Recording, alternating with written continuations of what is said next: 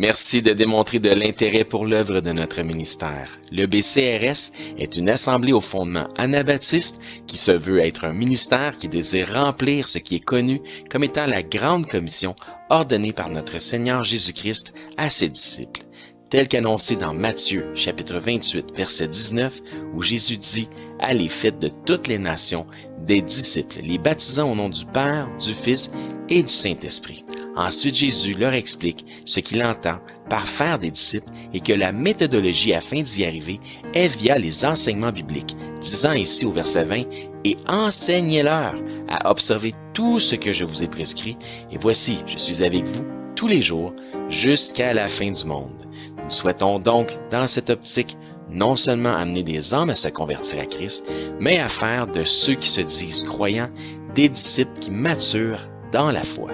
Nous nous efforçons donc toujours, aussi dans cette optique, d'enseigner les Écritures selon une saine doctrine biblique, en suivant des règles de compréhension et d'interprétation strictes. Nous démontrons un immense respect, une entière révérence envers la sainte parole de Dieu, en nous assurant de ne pas lui donner des interprétations particulières, quitte à dénoncer les théologies et les hérésies malsaines qui sont, selon, des doctrines d'hommes.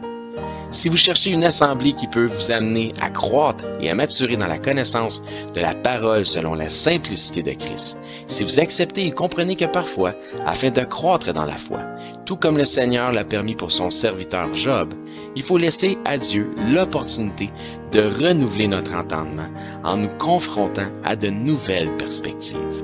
Le ministère de l'EBCRS est probablement le type de ministère dans lequel vous pourriez trouver votre place. Nous vous invitons à nous rendre visite les dimanches matins à 10h30 sur la rive sud de Montréal, au 4405 rue Aurel à Saint-Hubert. Nous souhaitons que Dieu puisse vous bénir par ce message. Bonne écoute.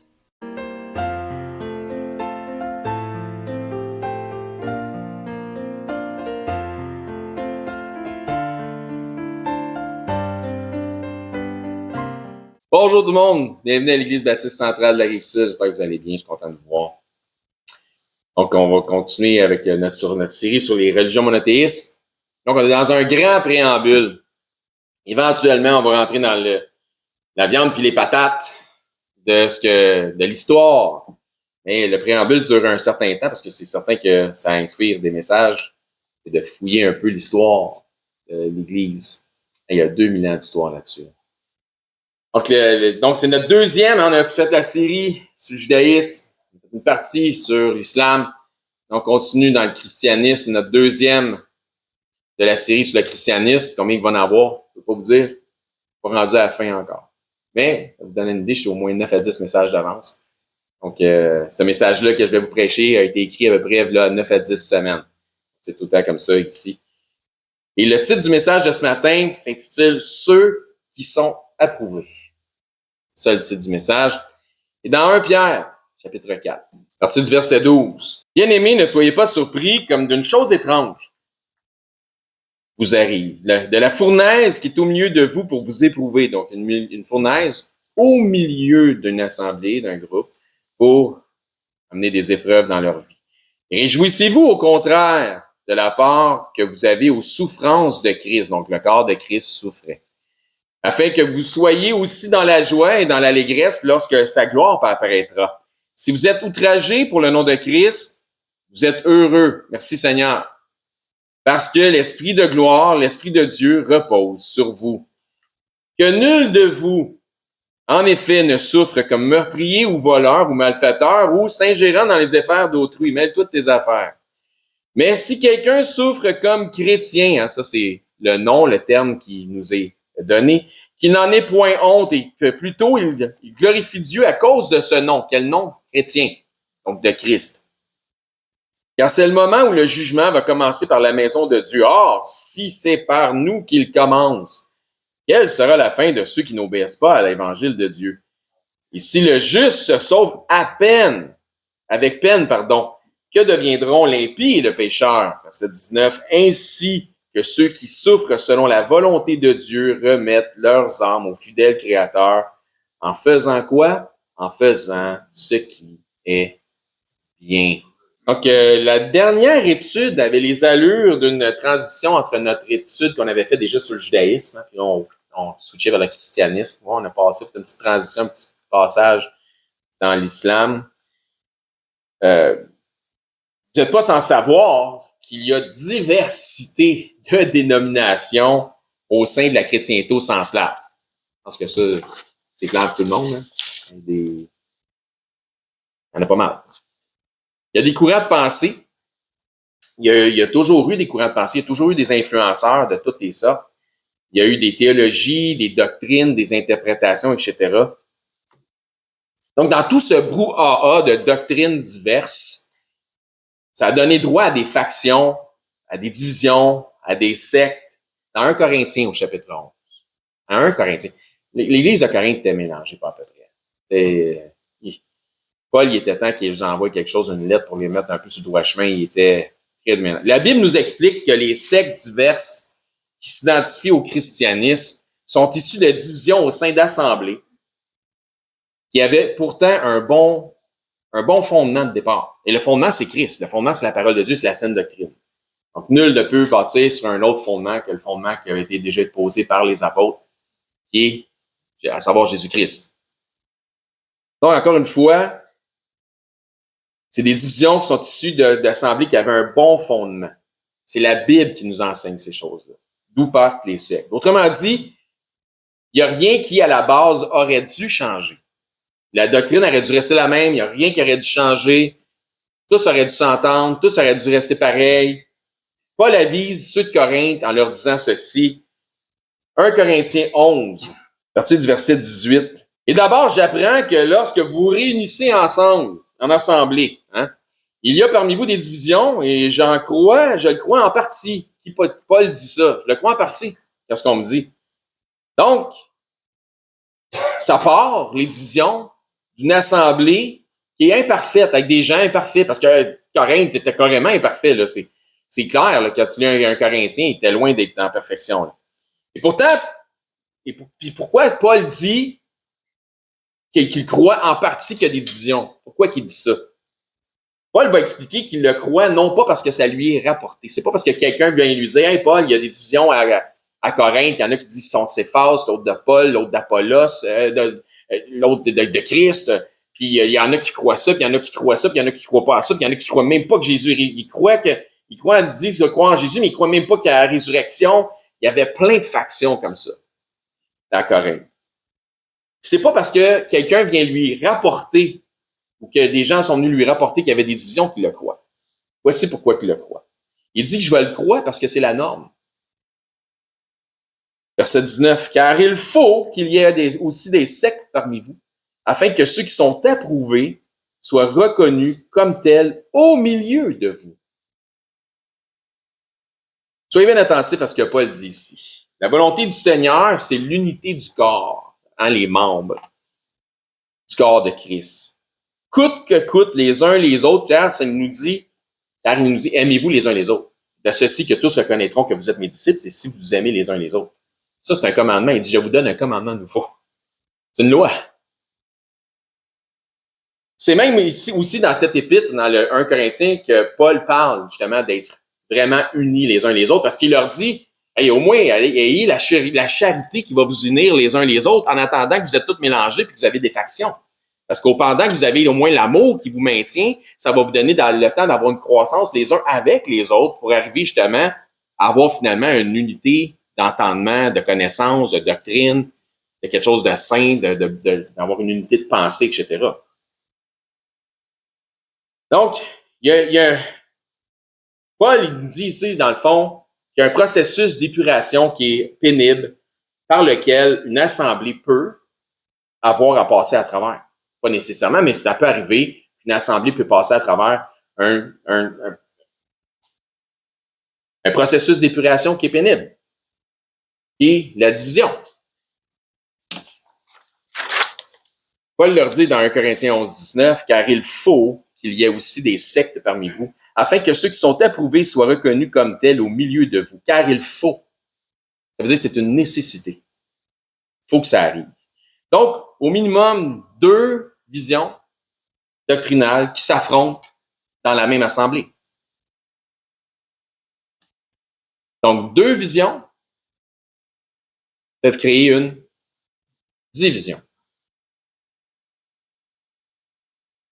Il s'agit nécessairement d'un désaccord au minimum doctrinal.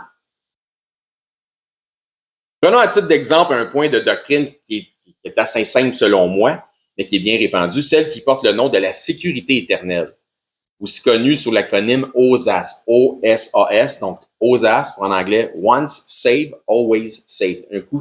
Une fois sauvé, toujours sauvé, tu ne peux pas perdre ton salut. Ça, c'est une doctrine. Question.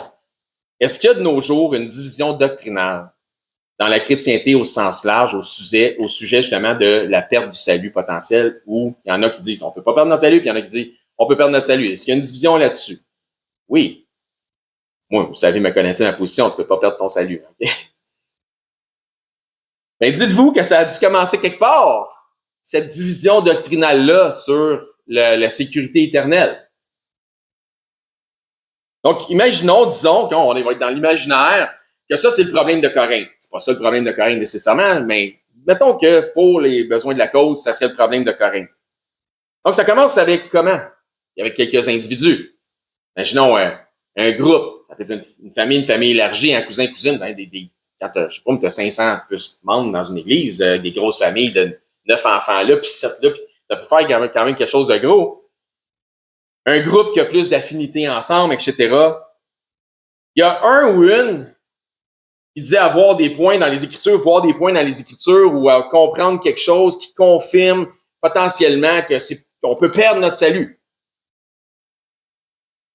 Question. Pensez-vous que les adeptes de cette théorie, justement, de la perte du salut, ont des passages dans les Écritures qui, selon eux, confirment leurs idéologies? Ben oui. Selon eux, oui. Hein? C'est certain qu'ils en ont. Pas dire qu'ils les prennent dans le bon contexte, mais selon eux, ils en ont.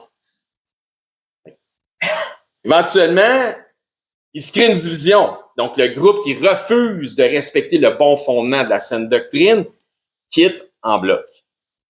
Donc, on parle, encore une fois, c'est un préambule à savoir comment ça qu'il y a plein de sectes, il y a plein de dénominations multiples. Pourquoi qu'on n'est pas juste un gros groupe, puis ça finit là? Donc, le groupe qui part en bloc croit être dans la vérité. Mais la Bible nous confirme qu'ils sont dans l'orgueil. Ils vont se réunir ailleurs, continuer à enseigner un salut par les œuvres. Parce que c'est ça. Si tu enseignes, regardez le même tempo, là. Si tu enseignes que tu peux perdre ton salut, c'est que tu crois au salut par les œuvres. À la réalité, les deux groupes ne peuvent pas avoir tous les deux raison. Ils ont peut-être les deux torts, par exemple. Mais ils ne peuvent pas avoir toutes les deux raisons. Dans notre histoire, et selon Paul, qui sont ceux qui ont raison et qui sont ceux qui ont tort? Parce qu'à Corinthe, tout le monde avait tort. Sauf s'ils restaient ensemble, là, il y avait raison. Et doctrinalement, tout le monde était tout croche. OK? Donc, 1 Corinthiens 11, 19, je vous le relis. Car il faut qu'il y ait aussi des sectes parmi vous afin que ceux qui sont approuvés, donc ceux qui ont raison, peut-être pas raison doctrinalement, mais raison de rester ensemble, soient reconnus comme tels au milieu de vous. Au milieu de vous sont reconnus ceux qui sont approuvés, donc ceux qui restent au milieu de vous sont ceux qui sont approuvés. Qui sont ceux qui ne sont pas approuvés? Ceux qui parlent. Donc, pourquoi est-ce qu'il y a plusieurs dénominations? À cause du manque de respect de la saine doctrine en accord avec les Écritures. Encore une fois, pourquoi est-ce qu'il y a plusieurs dénominations? À cause, éventuellement, d'un manque de respect de la saine doctrine en accord avec les Écritures, ne serait-ce que aimez-vous les uns les autres. Ne serait-ce que ce passage-là. Il y a des gens qui cherchent à faire dire à Dieu ce qu'il ne dit pas. Ils trafiquent la parole de Dieu pour qu'elle résonne comme eux désirent, selon leur idéologie. Tu sais, j'aime pas ce que ça dit dans la Bible, là, à tel endroit. Là.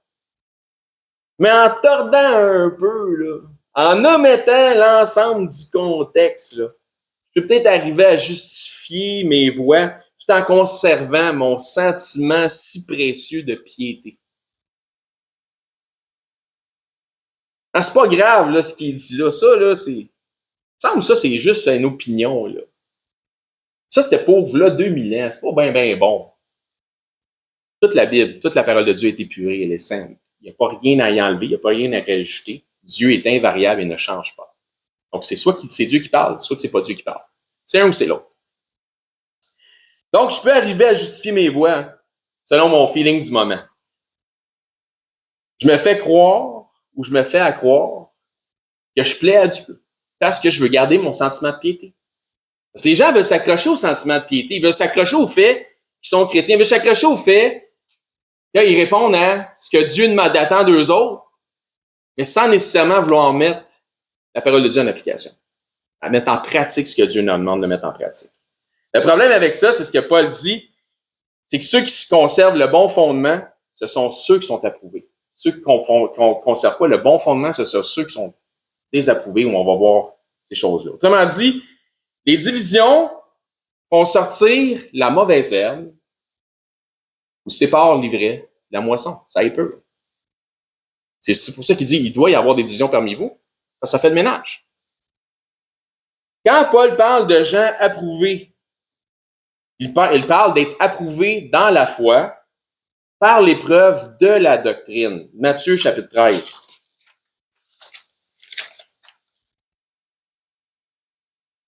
Afin que la foi vienne les épreuves de la foi. Dieu éprouve notre foi par des tests. Donc, si tu as la foi, si tu dis que tu as la foi, puis tu confesses Jésus-Christ comme Seigneur et Sauveur, puis tu as un enfant, un bébé en Christ, tu vas devoir avoir une croissance. Puis quand tu commences à marcher, tu te la pètes une couple de fois. Combien de fois tu fais du vélo, ça se peut que tu tombes. Donc, on parle d'elle, il y a des épreuves. Puis Dieu, il va tester ta foi, il va mettre ta foi à l'épreuve. Il y a les moyens en masse pour mettre ta foi à l'épreuve. Donc, comme Jésus l'indique dans la parabole du semeur, dans Matthieu 13:20, celui qui a reçu la semence dans les endroits pierreux, c'est celui qui entend la parole et la reçoit avec joie. Donc, ça donne l'impression qu'il est des nôtres. Parce qu'il l'entend avec joie, puis il veut participer à ça, puis il trouve qu'il y a quelque chose de bien là-dedans quand il l'entend. Mais il n'a pas de racine en lui-même. La foi n'a pas pris place. Il manque de persistance. Et dès que survient une tribulation, une persécution, un test, aussitôt qu'il arrive une persécution, une tribulation, un test, comme ça nous dit dans le texte d'ouverture, hein, il y a la fournaise au milieu de vous. Donc, aussitôt que ça arrive à cause de la parole, il trouve une occasion de chute. Il y en a qui vont interpréter ça comme étant comme la tribulation et la persécution qui vient de l'extérieur. Hein. Moi, j'ai confessé Christ. Là, j'étais un enfant en Jésus. Puis là, il y a quelqu'un qui vient me dire, tu crois à la Bible, tu domines épais. Puis tu fais, ouais, j'ai l'air d'un inspect, je vais arrêter d'aller à l'église. Ouais. C'est pas ça, là. Dans Jean, au chapitre 6, tournez pas là. Jésus, à un moment donné, il dit, mon corps, c'est véritablement une nourriture. Je suis le vrai pain descendu du ciel. Mon sang, c'est vraiment un breuvage. Ses disciples sont là. Mais qu'est-ce qu'il dit là? C'est donc bien dur à entendre. La parole de Christ, la parole de Dieu est pas entendable. Je suis pas capable d'entendre ça. C'est épouvantable. Il nous parle de cannibalisme. Il parlait de quelque chose de spirituel, pas quelque chose de physique. Au verset 66, chapitre 6, 66 de Jean, et ses disciples, à partir de ce moment-là, ont abandonné de le suivre, ont abandonné Christ, ont arrêté de le suivre. Ils n'étaient pas capables de supporter la parole de la foi. Ils n'étaient pas capables de supporter la parole de la saine doctrine. Donc, aussitôt qu'il y a quelque chose qui ne fait pas ton affaire dans la parole, ça les persécute dans leur choix de vie. Donc, un refus de conformité de mettre en pratique ce que le Seigneur nous demande. Dans cette parabole, il y a 4 types de sols qui sont 4 types de cœurs. Donc, 3 sols sont approuvés par Christ et une seule, donc 3 sols ne sont pas approuvés, m'excuse, donc lapsus. 3 des types de cœurs ne sont pas approuvés et un seul est approuvé par Christ.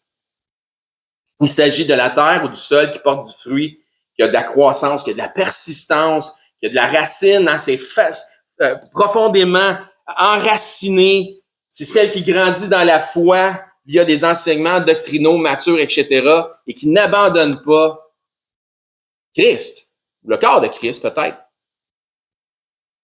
Question. Savez-vous c'est quoi le contraire biblique de approuver? L'antonyme. Ouais, t'as pogné ça dans la Bible? OK, pour ça, je vais demander biblique. Ah, c'est correct. Mais on apprend. Réprouver. Merci, monsieur. Réprouver. 2 Corinthiens 13. Les approuvés qui demeurent ancrés au fondement, donc enracinés, donc dans la sainte parole de Dieu, demeurent au sein de l'assemblée des justes. Ça dit parmi vous. Ceux qui sont approuvés demeurent parmi vous. Les réprouvés, ce sont ceux qui quittent avec leurs hérésies. Un réprouvé au sens biblique est quelqu'un qui a reçu un enseignement, qui a manifesté la foi, mais en fin de compte, qui a renié la foi, ou qui n'a pas vraiment, qui n'a jamais vraiment eu la foi. Puis des fois, renier la foi, c'est pas dire je renie Christ, hein, c'est renier les enseignements de Christ. Autrement dit, il ou elle n'a jamais vraiment eu la foi. Donc, 2 Corinthiens 13, verset 5. Donc, encore une fois, Paul qui s'adresse aux Corinthiens, mais dans sa deuxième lettre, il y avait eu de l'amélioration. Là, il leur demande, examinez-vous vous-même pour savoir si vous êtes dans quoi? Dans la foi. Éprouvez-vous vous-même. Mettez-vous même à l'épreuve. Attendez pas le test là, de la foi. Éprouvez vous-même votre foi. Prenez de l'avance sur le test qui s'en vient. Éprouvez, approuvez, réprouvez. Ça, c'est juste pour vous mélanger. Ne reconnaissez-vous pas que Jésus-Christ est en vous? Hein, le test, l'épreuve va venir. Donc, prépare-toi au test. Mets-toi à l'épreuve toi-même. Donne-toi déjà un challenge. Éprouve ta foi. Ne reconnaissez-vous pas que Jésus-Christ est en vous? Comment tu éprouves ta foi? Faut que tu reconnaisses que Jésus-Christ est en toi. À moins, peut-être, que vous ne soyez quoi? Réprouvés. Ne reconnaissez-vous pas que Jésus-Christ est en vous? Qu'est-ce que Jésus-Christ a dit? Comme je vous ai aimé, aimez-vous les uns les autres. C'est un commandement. Le Jésus-Christ qui est en toi, est-ce qu'il aime les autres comme Jésus-Christ te demande d'aimer les autres? Les uns les autres. Ou s'il n'est pas là, pose-toi des questions, éprouve ta foi, éprouve-toi toi-même. On continue. Le chapitre 2 de Timothée 3 est intéressant, ce sujet, on ne le lira pas au complet, on va aller faire un petit tour tantôt, mais je vais quand même vous en faire un résumé. Paul explique à Timothée, donc le résumé commence, il explique une mise en garde. Et il lui dit que dans les derniers jours, ça va être difficile de progresser dans la saine doctrine. Donc, il va y avoir des églises, des assemblées, mais ça va être difficile de progresser avec une saine doctrine. Mais ça ne sera pas difficile de progresser avec une mauvaise doctrine. Ça va être facile. Dans la chrétienté, là. Ça va être difficile de progresser avec une mauvaise doctrine parce qu'il va y avoir beaucoup d'hommes remplis de leur propre ego qui vont utiliser la piété, donc le sentiment d'avoir une appartenance à Dieu ou à Christ ou peu importe, ou ils vont utiliser la religion pour nourrir leurs égos. Donc, ils vont faire ça avec un intérêt. Ils vont donc avoir l'apparence, que ça nous dit de la piété, donc d'être religieux. Et pour avoir l'apparence de la piété et d'être religieux, il faut que tu aies les aspects. Tu aies le langage, tu aies l'apparence, il faut que tu cites des versets, il faut que tu dises que tu aimes Dieu, il faut que tu parles de Jésus. Apparence. Donc, ils vont avoir l'apparence d'être des croyants, ils vont parler de la Bible, ils vont citer des versets, tout le kit. Paul dit de ces hommes ou de ces femmes qu'ils ont l'apparence de la piété, mais qu'ils en ont renié la force. Puis qu'est-ce qui fait la force de la piété? Ben, c'est deux choses combinées. Un, c'est la véritable foi en Jésus-Christ. Puis si tu as la véritable foi en Jésus-Christ, l'autre va venir tout seul. C'est le respect de la saine doctrine. C'est le respect de ce que Dieu dit dans les Écritures. Qu'est-ce qui fait la force de la piété? La véritable foi en Jésus-Christ, suivie de et accompagnée de, indubitablement. Un ne va pas sans l'autre. Le respect de ce que Dieu dit. Le respect de la saine doctrine. Le respect de la vérité. Dans 2 Timothée 3, t'as beau dire que t'as la foi, si tu refuses de te soumettre à la saine doctrine de Dieu, c'est particulier. Je dirais, comme Paul le dit, faites-vous un test, éprouvez-vous vous-même. Donc, à ce moment-là, Paul va comparer ces hommes qui sont pieux, qui ont l'apparence de piété, qui ont l'apparence d'être des croyants, qui ont l'apparence de faire partie de ceux qui sont disciples de Christ, il va les comparer à des personnages. Donc, des personnages, semble-t-il, qui ont voulu imposer leur voix au-dessus de la saine doctrine.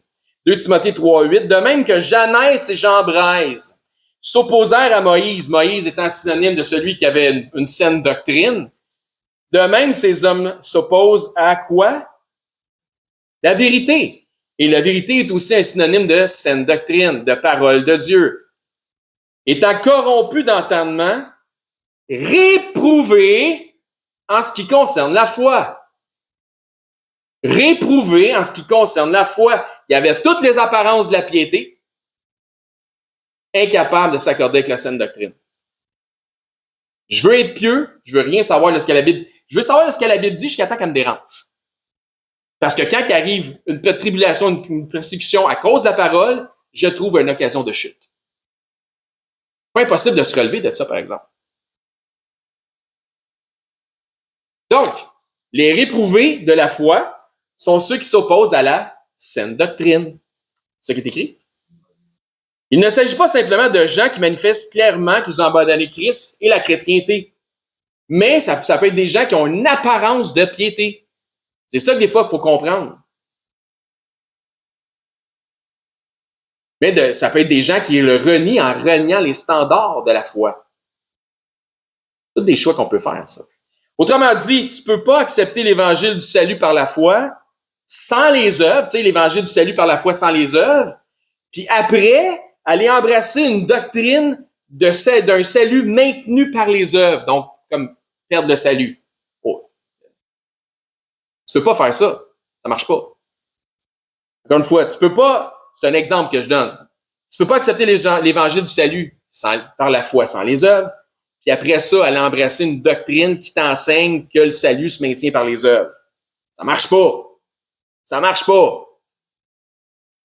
Pas plus que tu peux avoir la foi en Christ, comme dans Corinthe, dans 1 Corinthiens, lorsqu'il lui parle de ça, il dit, tu peux pas dire, je crois en Jésus-Christ, mon Seigneur et mon Sauveur, mais je ne crois pas à la résurrection. Tu peux pas. Ça marche pas. Parce que d'abord, Jésus-Christ n'est jamais ressuscité des morts, puis s'il n'est pas ressuscité, notre foi est vaine. C'est un homme comme les autres. Ça marche pas. Donc, tu peux pas dire oui ça, mais non ça.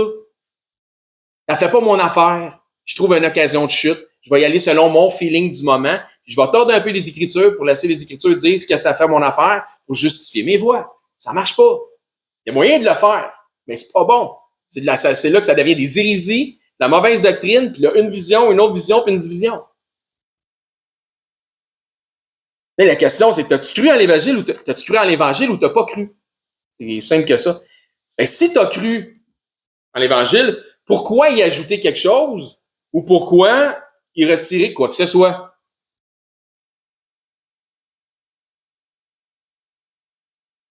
Donc, c'est pas seulement bon comme étant un avertissement pour nous-mêmes qu'on parle de ces sujets-là, mais c'est bon aussi pour comprendre et déterminer comment il y a aujourd'hui autant de factions chrétiennes. Adventistes, baptistes, calvinistes, catholicisme, orthodoxisme, orthodoxie, peut-être qu'il y en a tellement, ça finit plus. Donc, c'est une bonne chose que d'évaluer les mouvements qui sont sectaires et de se tenir loin de ceux-ci. Je répète, c'est une bonne chose que d'évaluer les mouvements qui sont sectaires et de se tenir loin de ceux-ci. Dans 2 Pierre au chapitre 1. Le problème, c'est que le chrétien moyen évangélique d'aujourd'hui est tellement mélangé. Puis son idéologie au chrétien moyen d'aujourd'hui, parce qu'il est mélangé, c'est qu'il voudrait que tous soient unis. Il voudrait, là, si ça dépendait de lui, là, tout le monde serait pareil, tout le monde serait uni, tout le monde serait correct dans le chrétienté au sens large. Mais Dieu n'est pas pour cette union écuménique. Dieu n'est pas pour cette union écuménique. Dieu n'est pas pour cette union écuménique. La Bible, c'est contre ça. La Bible est contre ça. Quand Paul dit, c'est normal qu'il y ait des divisions, hein. C'est normal qu'il y ait des divisions. Il n'est pas pour une union. C'est correct, la division. Ça fait partie du processus d'épuration. Dieu n'est pas pour une union écuménique. Ça, c'est aller à l'encontre de ce que Dieu demande et veut, souhaite, à l'encontre de sa volonté. Dieu est pour la séparation doctrinale. Pourquoi? Parce que la saine doctrine, la parole de Dieu, est une épée tranchante. Plus tranchante plus aiguisée qu'un couteau à deux tranchants, qu'une épée à deux tranchants. Divisant entre la moelle puis l'os, etc. Donc, il est pour la division doctrinale. Il faut que ça soit clair. Tu lèves-tu la main? Yes. Tu peux pas. Tu peux pas mélanger le vrai puis le faux. Parce que sinon, ça devient quoi? Juste faux. Juste faux. Dieu n'est pas pour cette union œcuménique, il est pour la séparation doctrinale. Le chemin qui mène à la vie est étroit. Et il va demeurer tel quel. Il ne sera jamais spacieux. Large et spacieux. Celui qui mène à la perdition. 2 Pierre 1, 19. Et nous tenons pour d'autant plus certains. Donc, c'est certain de certains, certains. Là, au singulier, paroles prophétiques. Pas les paroles prophétiques, pas aux paroles prophétiques. Donc, et nous tenons pour d'autant plus certains la parole prophétique à laquelle vous faites bien de prêter attention. Comme une lampe qui brille dans un lieu obscur. De quoi il nous parle? Ben, ta parole est une lampe à mon sentier. Jusqu'à ce que le jour vienne apparaître et que l'étoile du matin se lève dans vos cœurs. Nous devons demeurer attachés à l'ensemble de la prophétie biblique. Pas aux prophéties, la prophétie, pas toutes sortes de prophéties, la prophétie. Pierre précise même que lorsqu'il dit qu'il parle de la prophétie, il précise qu'il parle des Écritures, de la Bible. Encore une fois, verset 20, je veux dire, sachant tout d'abord vous-même qu'aucune prophétie de quoi? De l'Écriture. Donc, quand il dit la prophétie, il réfère à l'ensemble des Écritures. Donc, ce qui est les prophéties, ou qui forment la prophétie, ne peut être un objet d'interprétation particulière. Tu peux pas faire dire à la Bible ce qu'elle dit pas. Tu peux pas dire ça, c'était bon pour le 2000 ans, c'est plus bon aujourd'hui. Ça, c'est juste l'opinion de l'auteur dans tel évangile, dans tel épître, mais c'est plus bon aujourd'hui. Tu peux pas faire ça. Dieu dit, si tu fais ça, tu pêches. Pas compliqué, fais pas ça. Si c'était bon dans le temps, c'est encore bon aujourd'hui. Il dit, sachant tout d'abord qu'en vous-même qu'aucune prophétie de quoi? De l'Écriture ne peut être l'objet d'une interprétation particulière. On ne peut pas changer la doctrine au gré de notre mood émotif. Tu peux pas faire ça. Verset 21, car ce n'est pas par une volonté d'homme qu'une prophétie, donc c'est pas les hommes, c'est pas leur volonté qui est là-dedans, c'est pas leur opinion qui est là-dedans, même s'il dit c'est mon opinion, il est quand même inspiré par le Saint-Esprit, parce que c'est enregistré dans le canon biblique. On est d'accord que ça représente la parole de Dieu. Il dit ici, car ce n'est pas par une volonté d'homme qu'une prophétie n'a jamais été apportée. Si la prophétie est une volonté d'homme, c'est une volonté d'homme, l'homme est un faux prophète pour rejeter l'ensemble de ses écritures. Si c'est le cas, puis si c'est son canon biblique, on peut jeter ça dans les vidanges. Car ce n'est pas par une volonté d'homme qu'une prophétie n'a jamais été apportée, mais c'est poussé par le Saint-Esprit. Ça, c'est Dieu. Que les hommes ont parlé de la part de Dieu. Et ça inclut Pierre, qui nous parle maintenant. Ça inclut Paul. Ça inclut Jude. Ça inclut Jacques. Ça inclut Luc. Ça inclut Marc. Ça inclut Jean. Ça inclut Matthieu. Ils les inclut toutes, finalement. Ou les gens. J-E-A-N. La Sainte Bible est la parole divinement inspirée de Dieu. Et l'homme se doit d'y laisser Dieu dire ce qu'il dit. Et si c'était ça, il n'y en aurait jamais de séparation. Il n'y aurait jamais de division. Pierre continue son exposé dans le chapitre suivant. Donc, il continue sa lancée dans le chapitre 2, verset 1. Il donne un exemple. Il y eut parmi le peuple de faux prophètes. Il y aura de même parmi vous de faux docteurs, de faux enseignants, qui introduiront des sectes pernicieuses et qui, reniant le maître qui les a rachetés, attireront sur eux une ruine soudaine. Est-ce qu'on parle d'approuver ou réprouver ici? Réprouver, hein? Donc, c'est clair que dans le premier siècle même, il y a eu des divisions et des sectes. On le voit ça dans l'histoire. Même la Bible nous en parle. Pensez-vous qu'aujourd'hui, il y a plus de sectes dites chrétiennes que dans le temps ou à l'époque où il y en a moins? Je dirais qu'aujourd'hui, c'est pas mal exponentiel. Pas mal exponentiel.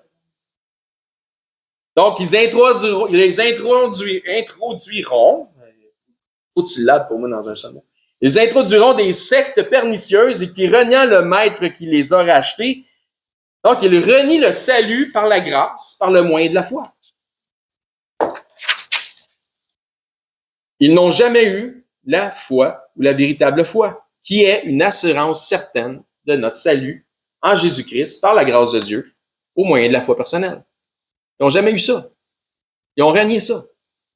Ils vont et enseignent des docteurs un faux salut qui ne sauve pas. C'est sûr, là. Ils vont enseigner un faux salut qui ne sauve pas. Donc, 2 Pierre 2:2, plusieurs les suivront dans leur dissolution et la voie de la vérité, donc la voie de la saine doctrine, sera calomniée à cause d'eux. Donc, il va y avoir des hérésies, il va y avoir des divisions, il va y avoir des sectes, il va y avoir des mauvaises doctrines, puis les gens vont croire ça parce que plusieurs vont les suivre. Fait qu'ils vont croire ça, ils vont faire des disciples. Dissolution peut être vu comme un antonyme de édifier. Édifier serait bâtir, dissolution à dissoudre, désagréger. C'est ça, dissolution. Mais tu sais, ça se fait pas d'une shot, en dissoudre tranquillement. C'est pernicieux. Tu le laisses aller, mais tranquillement, à un moment donné, hein, tout s'effondre. Donc, la voie de la vérité sera calomniée. Jésus a dit, Père, sanctifie-les par ta vérité. Ta parole est la vérité. La vérité est aussi synonyme, comme je disais tantôt, de saine doctrine. 2 Pierre 2:3.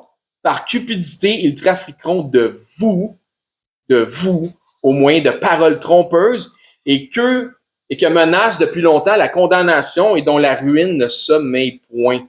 Donc, c'est qui ça, le vous, dans le contexte? Est-ce que c'est juste les gens à qui il parle?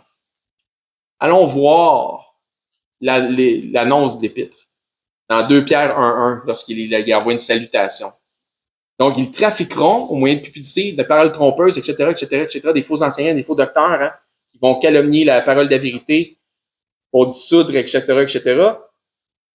Ils trafiqueront de vous, 2 Pierre 1:1, Simon Pierre, serviteur et apôtre de Jésus-Christ, à ceux qui ont reçu en partage une foi du même prix que la nôtre, par la justice de notre Dieu et Sauveur et du Sauveur Jésus-Christ. Pierre s'adresse à ceux qui sont de Christ. Ça nous concerne encore, 2000 ans plus tard. Donc, il dit par cupidité, ils trafiqueront de vous. C'est une forme d'idolâtrie. Donc, c'est pour un intérêt personnel, encore une fois, c'est ça. Donc, un enseignant pour être qualifié doit être désintéressé. Il ne doit pas le faire pour son intérêt, il doit le faire pour servir ses frères, servir le Seigneur. C'est tout. Continue, il dit donc, par cupidité, qui est une forme d'idolâtrie, ils trafiqueront de vous au moyen de paroles trompeuses. Donc, un peu comme Jérémie nous disait tantôt. Des faussetés, des mensonges, au moyen d'une fausse doctrine. Alors, on va voir ce que Jude aussi dit. Il est tourné dans Jude. Donc, paroles trompeuses égale mensonge. Donc, jusqu'à présent, Paul avise des sectes à venir. Pierre corrobore. Jude aussi nous prévient dans Jude, chapitre 1, verset 3. Ça dit, bien-aimés, comme je désirais vivement vous écrire au sujet de notre salut commun, je me suis senti obligé de le faire afin de vous exhorter à combattre pour la foi qui a été transmise aux saints une fois pour toutes. Un coup de la foi pour jamais. Une fois sauvé, toujours sauvé. Car il s'est glissé parmi vous certains hommes dont la condamnation est écrite depuis longtemps. Ça ressemble beaucoup à ce que Pierre disait. Des impies qui changent la grâce de notre Dieu en dissolution, désagrègent. Jude 1:3. Ouais. Et qui renie notre seul Maître et Seigneur Jésus-Christ. Encore une fois, ça ressemble beaucoup à ce que Pierre disait. Il dit au verset 5, je veux vous rappeler, à vous qui savez fort bien toutes ces choses, donc vous êtes déjà au courant, mais je me suis senti obligé de vous encourager à combattre pour la foi à cause de ces gens-là, ils vont venir vous éprouver, mais vous allez devoir combattre pour la foi. Et je veux vous rappeler, à vous qui savez fort bien toutes ces choses, que le Seigneur, après avoir sauvé le peuple et l'avoir tiré du pays d'Égypte, fit ensuite périr les incrédules.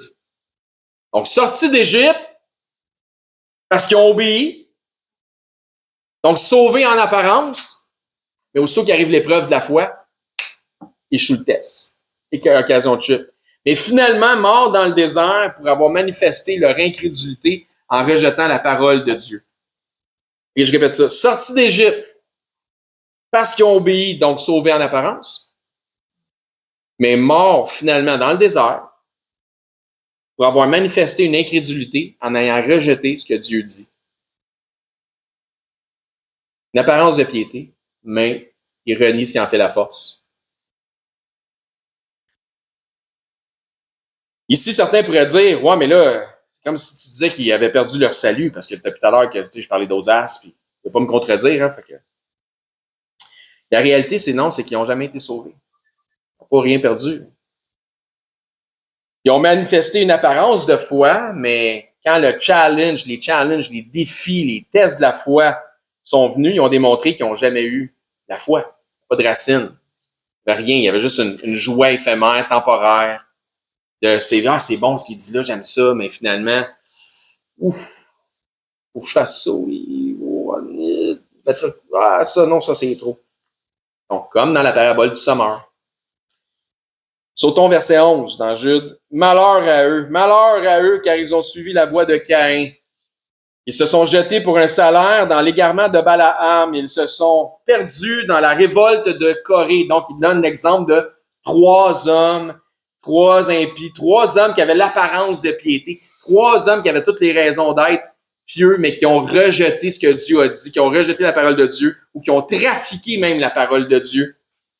Donc, la voie de Caïn, c'est les œuvres de la chair. Caïn a fait un refus d'obéissance à la voix de Dieu qui l'appelait à la repentance. Dieu lui avait dit, le péché est couché à ta porte, mais, tu sais, si tu lui résistes, tu vas avoir la victoire. Tu dois dominer sur lui. Il a fait comme, je suis le gardien de mon frère, moi, fous-moi patience. Je vais aller le tuer dans le champ. Il a rejeté la parole de Dieu, il l'appelait à la repentance. Non seulement ça, mais son frère, Abel, offrait des produits qui plaisaient à Dieu en sacrifice, tandis que lui, c'était les œuvres de sa chair, la même chose que ses parents lorsqu'ils ont pris des feuilles de vigne pour se couvrir. Il a répété le même standard. Donc Dieu, il avait appelé à la repentance puis il a rejeté ça. Donc la guerre avec son frère, la guerre de religion, l'hérésie contre la saine doctrine. Donc au verset 19 de Jude. Ce sont ceux qui provoquent des quoi? Des divisions. Des hommes sensuels n'ayant pas l'esprit, donc sont charnels au lieu d'être spirituels. Ils ont une apparence de piété. Tu penses qu'ils sont spirituels? Non. Ils sont dans l'orgueil, dans l'ego puis dans le charnel. Ils ont un esprit, mais non pas le Saint-Esprit, mais plutôt l'esprit d'erreur. Galates 5. L'exposé que je viens de faire établit les paramètres bibliques, à savoir pourquoi il y a autant de groupes, de dénominations, voire même de sectes dans le vaste monde de la chrétienté au sens large. On aurait pu exposer le tout par des raisonnements, mais je crois que c'était beaucoup plus édifiant de laisser Dieu de s'exprimer sur le sujet. Terminons avec quelques passages. Galates 5, 19. Or, les œuvres de la chair sont manifestes. Hein, quand ça disait c'était des hommes sensuels, n'ayant pas l'esprit. Les œuvres de la chair sont manifestes. Ce sont l'impudicité, l'impureté, la dissolution, des agrégés. La dissolution. Donc, ça parle de l'idolâtrie, la magie, les inimitiés, les querelles, les jalousies, les animosités, les disputes, les divisions et les sectes. L'envie, l'ivrognerie, les acceptables et les choses semblables. Donc, il pourrait rajouter à la liste. Je vous dis d'avance, comme je l'ai déjà dit, ceux qui commettent de telles choses n'hériteront point le royaume de Dieu. Ceux qui commettent quoi? La dissolution, les divisions, les sectes, n'hériteront point le royaume de Dieu. Mais le fruit de l'esprit, donc le résultat de ce que l'esprit engendre dans ta vie, c'est l'amour. L'amour, aimez-vous les uns les autres. La joie, la paix, la patience, hein, faut être patient. Donc, la paix, au contraire de l'inimitié, des querelles, de la jalousie, de l'animosité, des disputes, la paix, la patience, la bonté, la bénignité, la fidélité, la douceur, la tempérance. Toute une liste, hein, dissolution, division, secte. Peut-être qu'il y a des divisions, des sectes, puis des querelles, à cause des querelles, de la jalousie, de l'animosité, puis des disputes. Sur des points de doctrine, des comportements, peu importe. Je pense que ça devrait nous exhorter à demeurer, nous, alertes au mouvement sectaire, selon la définition de ce que Dieu en pense, pas de ce que nous autres on file. L'erreur serait d'utiliser notre propre raisonnement, justement. Mieux de vérifier comment Dieu voit, qu'est-ce qu'il en pense, Dieu. C'est pourquoi c'est super important aux yeux de notre Seigneur d'être enseigné selon une saine doctrine biblique. Je sais que je mets beaucoup d'emphase là-dessus. On va continuer, puis ça n'arrêtera pas. C'est important. Je pense que je comprends pas qu'il n'y a pas plus d'emphase ailleurs là-dessus. Ça devrait juste être, on devrait parler juste de la saine doctrine tout le temps, parce que c'est important, parce que la saine doctrine est synonyme de vérité. Jésus-Christ, c'est la vérité. Le Seigneur, il dit, sanctifie-le par ta parole est la vérité. Donc, si vous êtes du type qui croyez que la doctrine, la doctrine, c'est pas si important que ça, que dans le fond, ça fait juste justement diviser. Effectivement, la saine doctrine devrait diviser, le vrai du faux. Ben, je vous dirais que vous êtes à la bonne place. Parce qu'on va vous enseigner que vous avez tort. Je vous suggère, si c'est le cas, si vous pensez que la saine doctrine, c'est pas si important que ça, je vous suggère de vous repentir de cet esprit, de vous établir ou de vous rétablir selon les paramètres et standards divins. La saine doctrine est primordiale.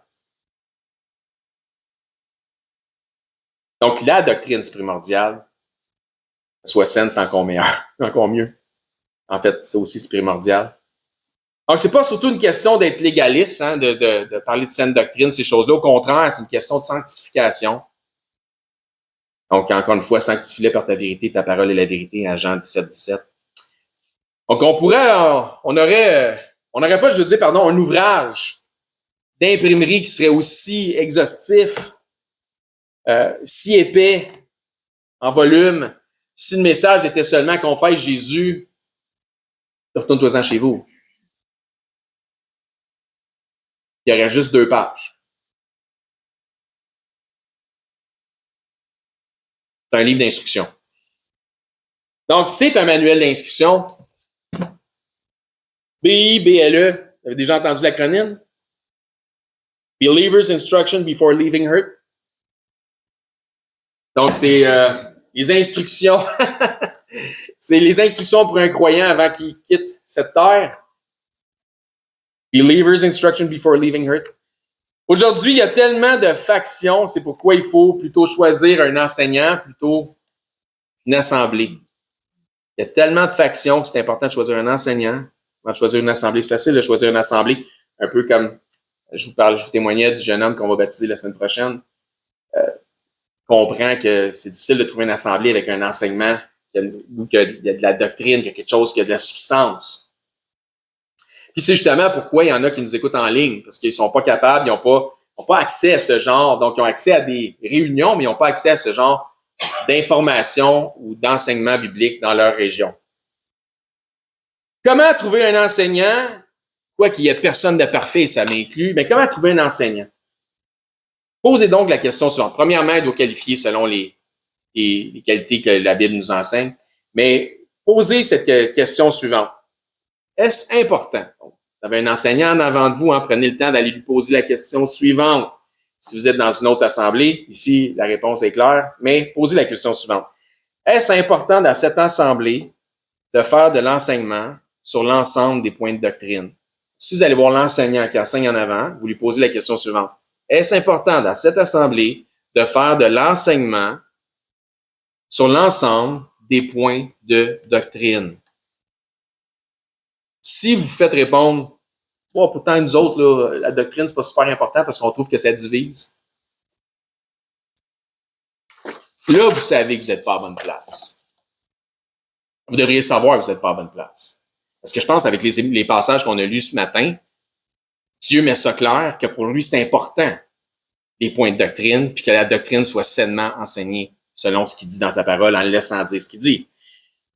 Dans le cas contraire, si on vous dit oui, c'est super important de faire des enseignements sur les points de doctrine dans cette assemblée, c'est une bonne nouvelle.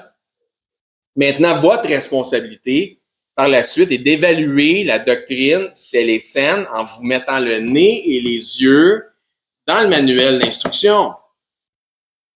Vérifiez si ce qu'on vous enseigne, c'est vraiment selon ce qui est écrit. Trop de chrétiens prennent ce qu'on enseigne sans jamais vérifier les textes bibliques. C'est comme ça que ils vont user de paroles trompeuses. Ils vont user de vous avec des paroles trompeuses. Pourquoi? Parce qu'il y en a qui vont les suivre. Pourquoi? Parce qu'ils ne prendront pas le temps de vérifier si c'est vrai. En autant que mon sentiment de piété est préservé. En tant que je me sens chrétien, ça fait un job. Non. Moi, je me sens pas chrétien tous les jours, mais j'ai la certitude de l'être. Donc, prenez le temps d'étudier les textes complets. Analysez les mots qui sont écrits. Analysez les intentions des auteurs. Si tu mets un texte raccourci et tu n'analyses pas tout le texte, tu n'analyses pas l'intention de l'auteur, si tu ne regardes pas au contexte, le contexte du texte, le contexte historique, ça se pourrait que tu déformes ça en prétexte. Dieu va vous montrer. Si vous faites ça, si vous avez le désir de faire ça, si vous voulez vraiment arriver à ça, demandez au Seigneur de la sagesse, puis il va donner abondamment à tous ceux qui demandent. Donc, libéralement, ceux qui lui demandent de la sagesse, puis Dieu va vous montrer la vérité, puisque celui qui cherche, trouve. Donc, conclusion de notre message de ce matin. Dans notre texte d'ouverture de 1 Pierre 4, 19 disait, dans le verset 19, ça disait « Ainsi que ceux qui souffrent selon la volonté de Dieu remettent leur âme au fidèle Créateur en faisant ce qui est bien, ben ne nous lassons point de faire le bien. Demeurons dans l'amour des uns des autres. Demeurons unis. Forçons-nous d'être approuvés de Dieu et non pas réprouvés. On ne voudrait pas faire partie de ceux qui sont réprouvés. Puis préparons-nous au test de la foi à venir en nous éprouvant nous-mêmes pour nous assurer que nous sommes dans la foi. Donc, c'est comme un entraînement. Ça dit dans les Écritures que l'exercice physique est utile à peu de choses, mais l'exercice spirituel est bon à toutes choses. Donc, c'est pas que l'autre est pas bon, mais l'autre est meilleur. Puis, éventuellement, si tu t'entraînes, quand va venir l'épreuve, tu vas être prêt, meilleur pour affronter l'épreuve. Donc, faisons-nous nos propres tests, évaluons-nous dans la foi, éprouvons-nous nous-mêmes pour nous assurer qu'on nous sommes dans la foi. Comme Jésus nous dit dans Jean 13, 34, parce que ce que Jésus dit, comme je vous ai aimé, ainsi aimez-vous les uns les autres. C'est un commandement, c'est une loi. Je vous donne un commandement nouveau. Que ce soit ce Jésus-là qui soit en nous et qu'ainsi nous nous aimions les uns les autres. Et à ceci, tous reconnaîtront que nous sommes ses disciples. Si conditionnels, nous nous aimons, démontrons de l'amour les uns pour les autres, coûte que coûte. Même les moins aimables de la gang doivent être aimés par les autres parce qu'il n'y a aucun mérite à aimer ceux qui sont aimables. Et ça fait une différence quand tu aimes ceux qui ne sont pas aimables. Puis imagine-toi, Dieu connaît tes péchés puis il t'a aimé. Et toi, t'étais-tu aimable? Une porte à réfléchir. Bonjour, ici Éric, ancien et enseignant du ministère de l'EBCRS. J'aimerais d'abord vous remercier de vous intéresser à l'œuvre de notre ministère ainsi qu'à la chaîne sur laquelle on distribue notre matériel. Si, suite à une de nos prédications, vous réalisez que vous n'avez jamais fait du Seigneur Jésus le Seigneur de votre vie, le Sauveur de votre âme, mais que vous réalisez aussi que vous avez vraiment besoin de vous tourner vers lui afin de sécuriser votre éternité, je crois que ce segment de vidéo, s'adresse à vous, puisque la Bible nous déclare cette vérité. Dans 1 Timothée au chapitre 2, à partir du verset 3, ça nous dit que Dieu est notre Sauveur. Et que dans cette optique, Dieu souhaite que tous les hommes soient sauvés et que tous les hommes parviennent à la connaissance de la vérité. Et ça nous dit aussi, car il n'y a qu'un seul Dieu et un seul médiateur entre Dieu et les hommes, et c'est Jésus-Christ qui s'est lui-même fait homme. Et ça nous dit que Jésus-Christ s'est fait homme afin de lui-même se donner en rançon pour le rachat de tous. Jésus a dit en conversant avec ses disciples qu'il est le chemin, la vérité et la vie, et que nul ne vient au Père, c'est-à-dire à Dieu, qu'à travers la foi en Jésus lui-même. C'est la seule façon. C'est ce que Jésus exprime aussi en partageant l'Évangile avec un homme d'un certain âge qui se disait lui-même très religieux. Dans l'Évangile selon Saint Jean, au chapitre 3 et verset 16, Jésus dit à cet homme, « Car Dieu a tant aimé le monde, qu'il a donné son Fils unique, afin que quiconque croit en lui, donc met sa foi en lui, ne périsse point, mais qu'il ait la vie éternelle. » Donc la volonté de Dieu, notre Créateur, elle est claire. C'est que tous parviennent à la repentance en faisant le choix volontaire de croire par la foi le récit de l'Évangile de son Fils Jésus-Christ. Les informations qui nous sont transmises dans la Bible nous font comprendre que par nature, malheureusement, nous avons tous enfreint les règles de sainteté déjà établies par Dieu. Nous avons tous enfreint au minimum une des 10 lois, des 10 règles, des 10 commandements, mentir, prendre le nom de Dieu en vain, manquer d'honneur à nos parents, blasphémer, peu importe. Donc Dieu, dans sa perfection, qu'il ne peut renier, est 100% juste. Et puisqu'il est 100% juste, il doit nous juger selon la justice. Et comme nous sommes tous coupables de péché et de transgression, nous méritons tous notre sentence. Mais bonne nouvelle, parce que Dieu, dans sa perfection, est aussi 100% miséricordieux et souhaite faire miséricorde à tous. Donc, Dieu nous tend la main afin de nous sauver du châtiment qui lui est réservé aux transgresseurs de sa loi. Jésus nous explique qu'un endroit terrible a été préparé pour Satan, le chef des anges déchus, des démons, un endroit de flamme, de regret, de tourment, de souffrance, etc. Et la réalité de l'enfer que Jésus nous explique, les raisons pourquoi c'est si effroyable, et que tous les attributs de Dieu, ils sont absents, puisque c'est tellement éloigné de Dieu. Tandis que Jésus dit à ses disciples qu'il est allé au ciel, dans la demeure du Père, pour nous y préparer une place. Dans cette place, le paradis céleste, étant auprès de Dieu, au contraire de l'enfer, étant dans sa proximité, nous y retrouverons l'ensemble des attributs que procure sa présence. La joie, l'allégresse, l'amour, le bonheur, mais dans une proportion qui est inexprimable et incompréhensible pour les simples charnels que nous sommes présentement, dans une façon que les mots ne peuvent pas exprimer. La Bible déclare que le salaire du péché, c'est la mort, et non seulement la mort physique, mais aussi la mort spirituelle. Et que la mort spirituelle est une incapacité à avoir accès à Dieu. C'est une séparation d'avec Dieu. La Bible déclare dans Romains, chapitre 6, 23, que le salaire du péché, c'est la mort, mais que le don gratuit de Dieu, c'est la vie éternelle en Jésus-Christ, notre Seigneur. La vie éternelle est donc un cadeau que Dieu vous fait, qui est accessible pour tous, dans la mesure où chacun accepte de recevoir ce cadeau. Donc, tel un cadeau qui nous est offert, la réalité représente que nous n'avons pas d'effort ou d'œuvre à faire utile pour recevoir ce cadeau. Sinon, ça ne serait pas un cadeau, mais ce serait un dû. Ainsi donc, il n'y a aucune œuvre que nous pourrions faire pour nous racheter nous-mêmes de nos fautes, de nos transgressions ou de nos péchés que nous avons commis contre Dieu. L'œuvre utile pour notre rachat a été accomplie par Dieu en la personne de son Fils Jésus-Christ lorsqu'il a pris notre place sur la croix. Ce qui a été entièrement confirmé aussi pour notre justification à la résurrection des morts après 3 jours et 3 nuits au tombeau. Ainsi donc, la Bible dit que pour être sauvé de la mort et de l'enfer, c'est-à-dire afin d'avoir la vie éternelle et notre place au ciel, il faut simplement mettre notre foi en Jésus-Christ, le Seigneur. La Bible dit « Crois au Seigneur Jésus et tu seras sauvé ». Mais croire au Seigneur Jésus, c'est important qu'on en parle. Croire au Seigneur Jésus a une signification. C'est simple, mais, comme je dis, important. Cela signifie de croire par la foi dans le récit de l'Évangile de son Fils. Puisque la Bible dit que l'Évangile est la puissance de Dieu pour le salut de quiconque croit. Que dit donc cet Évangile, cette bonne nouvelle, puisque Évangile veut dire bonne nouvelle, mais Romains, au chapitre 10, nous en parle justement. À partir du verset 8, ça nous dit que cette bonne nouvelle, cette parole, est près de toi, elle est dans ta bouche et dans ton cœur. Or, c'est la parole de foi que nous prêchons. Si tu confesses de ta bouche que Jésus est le Seigneur et que si tu crois dans ton cœur que Dieu l'a ressuscité des morts, tu seras sauvé. Ça nous explique ensuite, car c'est en croyant du cœur qu'on parvient à la justice et c'est en confessant de la bouche qu'on parvient au salut, selon ce que dit les Écritures. Quiconque croit en lui ne sera point confus. Il n'y a aucune différence pour quelque nation que ce soit juif ou grec, puisque tous ont un même Seigneur qui est riche pour tous ceux qui l'invoquent. Car quiconque invoquera le nom du Seigneur sera sauvé. Il ne s'agit donc pas de réciter une prière selon une formule toute faite qui fait la différence, mais bel et bien de mettre sa foi dans le Seigneur Jésus-Christ. Si vous croyez que Jésus-Christ, Dieu le Fils, le ressuscité, est Seigneur et que vous acceptez d'en faire le Seigneur de votre vie, ainsi il devient instantanément aussi le sauveur de votre âme.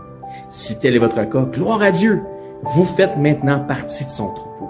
En tant que nouveau disciple, ce qui est important maintenant, c'est de vous trouver premièrement un enseignant qui enseigne la vérité de la parole de Dieu. Et joignez l'assemblée où cet enseignant œuvre afin d'avoir part à l'amour des frères et de la famille en Christ. Si pour nous vous êtes local, c'est-à-dire par exemple 2 heures de transport et moins, eh bien venez nous voir, ça va me faire un plaisir de vous recevoir et nous pourrons parfaire votre éducation spirituelle selon une saine doctrine des Écritures.